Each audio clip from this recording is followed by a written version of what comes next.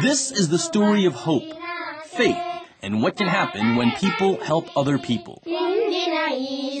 It's the story of Dr. Raj Desai, his daughter Anjali, who was born deaf, and his passion to help millions of hearing-impaired people live up to all they can be. Now with your hearing aid, you can hear better.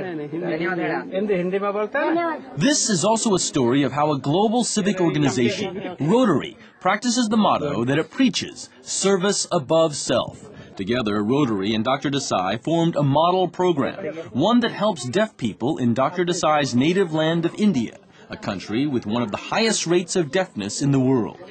Dr. Desai's story begins in 1964 in Boston. He and his wife have their fourth child, but that year America suffers through an epidemic of rubella.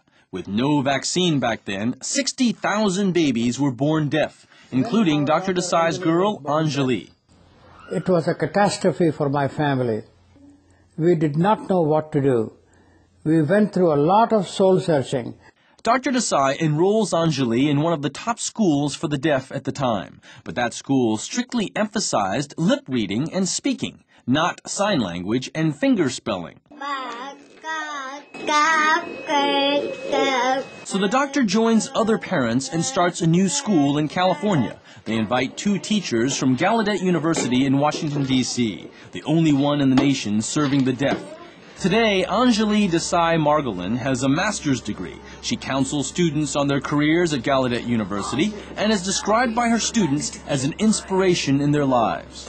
Anjali's success is due to her early detection of deafness and education. Anjali and her husband, also deaf, have 2 children who can hear perfectly well but have been taught to speak English and use sign language.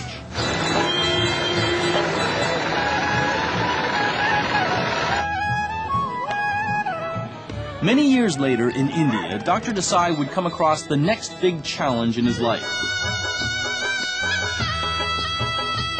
He is contacted by an old friend from the Rotary Club, Ramesh Pai. Ramesh sends the doctor a stunning newspaper article about villages of the deaf in India. In the news story, the reporter is following politicians on the campaign trail. She notices the politicians' words seem to be literally falling on deaf ears. And in fact, the reporter learns that 1 in 3 villagers are unable to hear.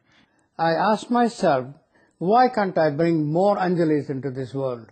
So he asks his fellow Rotarians to sponsor his campaign. The Rotarians would rise to the occasion. Together, they launch what the doctor names Project Deaf India. The project conducts research and finds 4 main causes of deafness, all stemming from too little education and too much poverty. In response, Project Deaf India has built 3 subterranean wells that supply villagers with pure water for 24 hours a day. Project Deaf India has set up monthly health clinics to diagnose ear infections and other health problems. The clinic supplies multivitamins and teaches about the dangers of using coconut oil and marrying relatives. Project Deaf India is also trying to provide rubella vaccines to teenage girls so their babies can avoid deafness.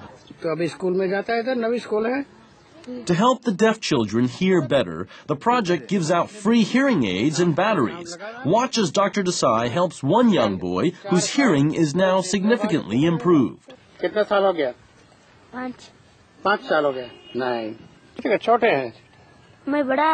was gleaming with joy because he could hear the birds singing and the music around him.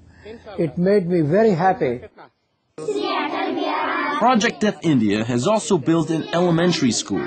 Listen to one little girl whose hearing has improved thanks to her new hearing aid that she can now pronounce her ABCs more clearly.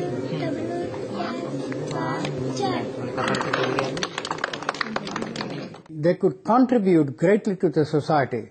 They just need a chance.